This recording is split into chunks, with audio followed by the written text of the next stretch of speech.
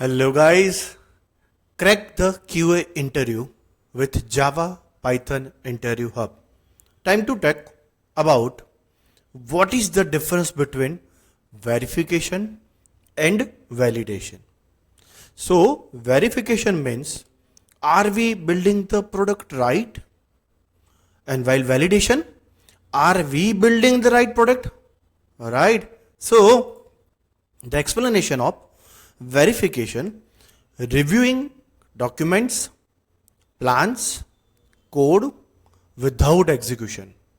While validation, testing actual software with execution.